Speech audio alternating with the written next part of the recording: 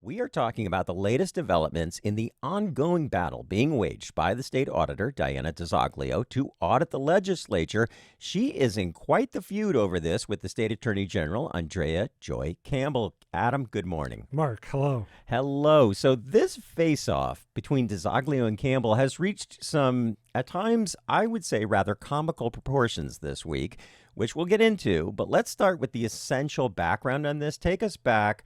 This started with a ballot initiative that was passed handily by Massachusetts voters. By 72% of Massachusetts voters that explicitly gave the state auditor, whoever he or she happens to be, the authority to audit the state legislature, which had been a campaign promise of DiZoglio's when she ran for office.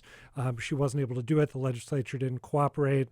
She managed to put it on the ballot, again, affirmed by a really strong majority of Mass voters. I can't remember the last thing that 72% of people voted for here in the state, but she has been unable to do it because the legislature still refuses to cooperate. They maintain that it's unconstitutional, that it violates separation of powers outlined in the state constitution. Right now, DiZoglio, she had wanted Andrea Campbell, the Attorney General, Andrea Joy Campbell, to represent her in a lawsuit against the legislature. Campbell has declined to do so, saying that she doesn't have enough information from DiZoglio. So DiZoglio has brought a lawsuit with her office's attorney. I lost my breath there trying to talk through all of this. So let me take a pause. Does that kind of make sense, what I just said? Right. I mean, it is a normal state job for a state attorney general to represent another branch of government in a court case, right? It is, but what makes this tricky is that there's two branches of government involved, right? There's the auditor's office and there's the legislature. And DiZoglio is suing, again, right now, not through Andrea Joy Campbell, but through her own office's attorney.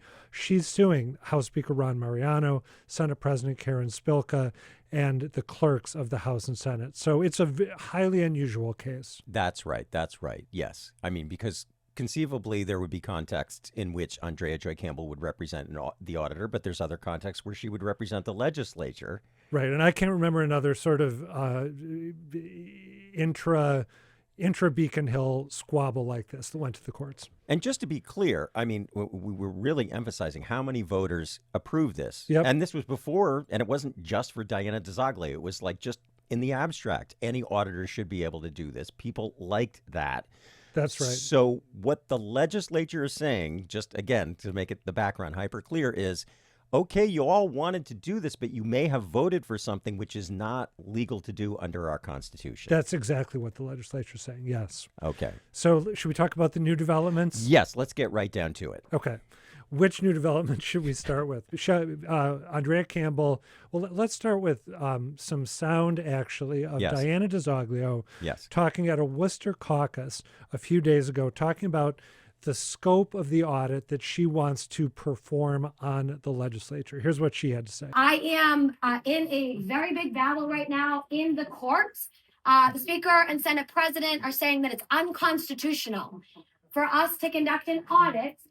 And we've only asked for their financial statements, their financial receipts, and their state contracts. I know our Attorney General is here tonight. She's probably going to have a different take on it. That's okay. That's okay. Okay, we can have a little bit of a family fight tonight. It's fine. So then fast forward to an appearance that Andrea Joy Campbell made on Boston Public Radio a couple days later this week, in which she actually had positive things to say about those comments from DiZoglio. Again, one of Andrea Joy Campbell's consistent arguments has been she's not telling me, she being DiZoglio, the scope of this audit that she wants to perform. And Campbell told Jim Braude and Marjorie Egan that those comments in Worcester actually went a long way toward defining the scope that she needed to have defined. Let's take a listen to that. When I saw her in Worcester, she has changed that. She said she was wanting to do more of a financial audit and wants the financials and possible state contracts, those two things. I called her, I've not heard back, to say to her, I think there's a pathway forward.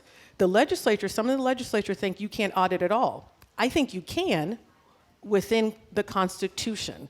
And so I called her, I haven't heard back, because I actually think we're not far apart. There's a pathway forward to get this done if she wants to get it done. call me back. So are you feeling optimistic there, Mark, after Yes. hearing those comments? Yes. You shouldn't be. Oh.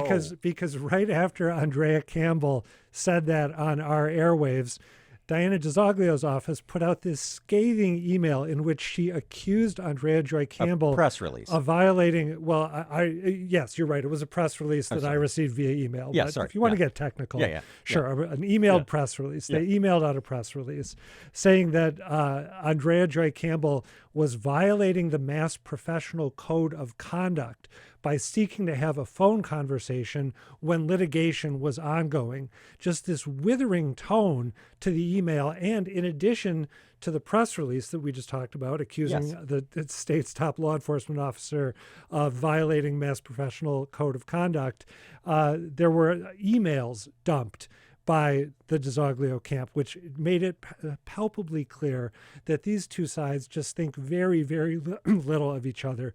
They don't like each other. They have little regard for their respective legal acumen. There's a great dislike here. Jim Browdy had suggested to Andrea Joy Campbell during her appearance on BPR that maybe it made sense to get a mediator. And Andrea Joy Campbell's response was, no, we don't need a mediator. What we need is for the auditor to do what I've been telling her to do all along for the past year plus. Sitting on the outside, it is hard for me to imagine a situation that cries out for a mediator more than this one does. Yeah, and I just wanted to drop in that this technical violation about the call was specifically, if I've got this right, because I read that. Purported technical violation, yes.